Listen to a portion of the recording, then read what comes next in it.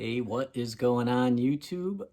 Today is just going to be a very chill video. We're just going to talk about the Rickenbackers. I know it's pronounced Rickenbacker, but I say Rickenbacker because I feel like an idiot when I say Rickenbacker. Like, I feel like that's the wrong way to say it. You know what I mean? Maybe it's just because I've been saying Rickenbacker my whole life. I never even knew it was Rickenbacker until a few months ago. So we're going to talk about the price. Are they worth it? Some of the issues you have when you buy them. We'll get into everything I can think of. I did do like a review or a demo review of this. It's also on the channel. But honestly, I didn't do a very good job. I didn't talk about all the things I wanted to talk about. So that's what today is going to be. Start with the price, I guess. The price for a bass and guitar, depending on which one you want, you're looking at a minimum new of about $2,000, up to about $3,500, $3,800 for like that. I think it's like a 325. I don't know what it was, but like the old Lennon, the Maple Glow old Lennon guitar he had before the Beatles got big, like that guitar, that's about 3,800, four grand maybe. So the price is very expensive, and a lot of times, like if you've never played a Rickenbacker, you don't necessarily want to spend $2,000 on one just because other people say they're cool, and they're hard to play because you can't just go in the Guitar Center most of the time and pick up a Rickenbacker, and unless they have a used one in there. There are some dealers, of course, that carry them and order them in bulk, and if you could find one of those places and actually play it in person, that's great. The playability and everything about on these things are, I mean, it's great, but look, if you grew up in the 80s like I did, listening to Dokken and Warrant and Poison and TNT and Queensryche and all that, and you still want to play that kind of music, you probably shouldn't buy this guitar. It's not that you can't play it. It's just, it's not going to be right. These are made for, these are meant to run through like a clean sounding amp, right? I mean, well, maybe not meant to, but that's what they did back in the day. They'd run them through those Vox tube amps.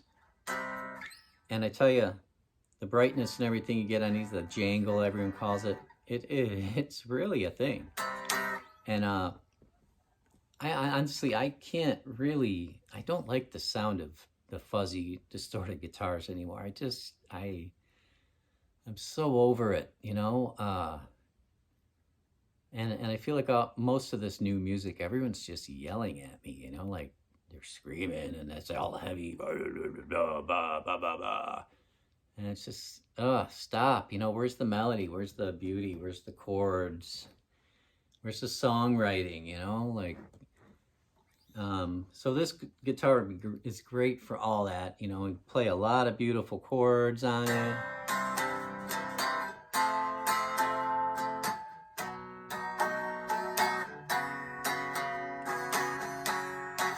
You know, and you can solo, you know, but, you know, think more of like 50s kind of sounding solos, 60s. I mean, you can be Yngwie if you want.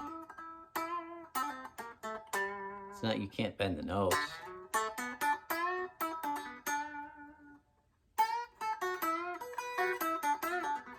But that's what it's meant for, is just like that kind of, those little kind of riffs, and then, you know, the rhythm. This is a 330, so this is a semi-hollow body, so it's a lot different from what John used to play in the Beatles, but George played one of these, and he would play the leads on these, so So let's talk about, let's see, waiting for a new one. Yeah, like when you order it new, you got to wait for them to make it. It's huge production. Uh, they go through a lot of steps with their production, especially with the lacquering of the neck, or the fretboard, I should say, and how many times they do it and how long it takes and all that. I just read online today that, I don't know, I hope this isn't true, but in August of 2021, which is, was it August? Yeah, that's next month. They're going to stop, Rickenbacker's going to stop making these fretboards lacquered like this. They're going to go with like a normal oil based or something. That's just wrong. What are they thinking? So I'll never buy, if that's true, I'll never buy another new one. I mean, this is a 2021. My 4003S is a 2018. Thankfully, I bought them before they messed it up. I mean, geez, if they do that, that's just, I mean, literally like half of the reason I wanted a Rickenbacker was because of the fretboard. I mean, if they change that, that's a huge mistake. What else do I have here? The craftsmanship is awesome. You know, they build them great and everything. This guitar needed absolutely zero adjustments, zero done to it. Came perfect as can be. You know, I really like the placement of this bridge and how it feels, because occasionally your hand sits on that, and that's just great, by the way. The 4003S, the bass I bought, however, had issues, and all of them do. And sorry about that. We'll get into that now after I take a sip of my Nectar of the Gods Diet Mountain Dew.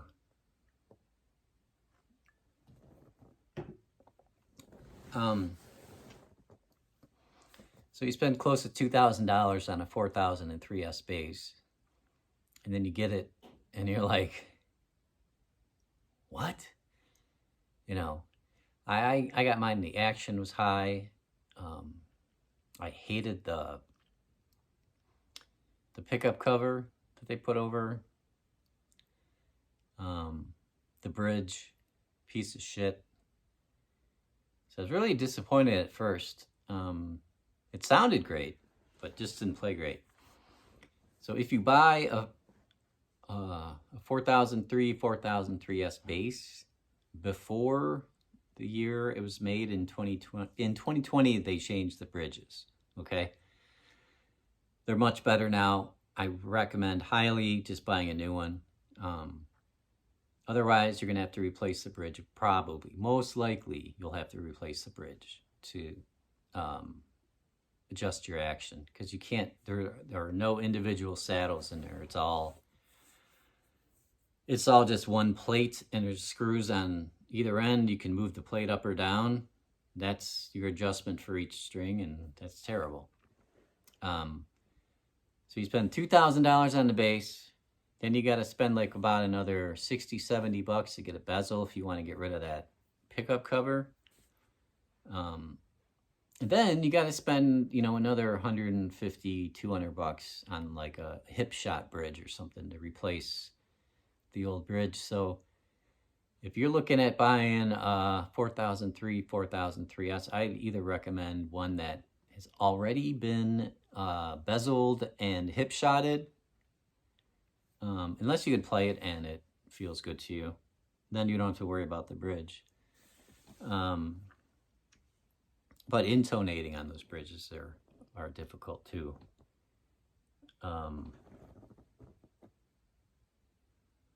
Rickenbackers, they don't. One of the reasons why so many people like them is even if there's a flaw in their design and they know it, they haven't changed the way they make their guitars and basses, you know, since they started making them. There are some few minor changes, like the pickups in the new 330s are a little hotter. Obviously, the technology and everything pretty much stays the same, but it's just not, it's not vintage. But what was I talking about? Yeah, the everything stays the same with the Ricks, and I forget what guitar it is, but there's a guitar you basically have to buy. You buy it, then you gotta like replace. It's either a bridge or a tailpiece or something. And I should probably, if I can find that link or that video that I saw where someone was talking about it, I'll put that up in the notes. But yeah, that's it's pretty much it, really. Just don't buy a Rickenbacker guitar if you want to be Yngwie, and if you appreciate real music, chords, stuff from the, like, late 50s, early 60s, mid 60s, 70, even 70s, of course 70s. There were some Rickenbacker players in the 80s, of course, still are, but the amps change and the effects change, and it's a little harder to tell if it's even a Rickenbacker anymore, because you're playing them through amps with all these effects and distortion and all this kind of crazy stuff. So don't buy a Rickenbacker if you're just gonna fuzz up your guitars and make it heavy and stuff like that. Just play it clean. If you like a cleaner sounding, it doesn't have to be no distortion, but make it sound like a real guitar. That's what people, I think, are missing. And if you do that, your band may be a little more successful. But well, that's the Rickenbacker video. So we'll see you next time.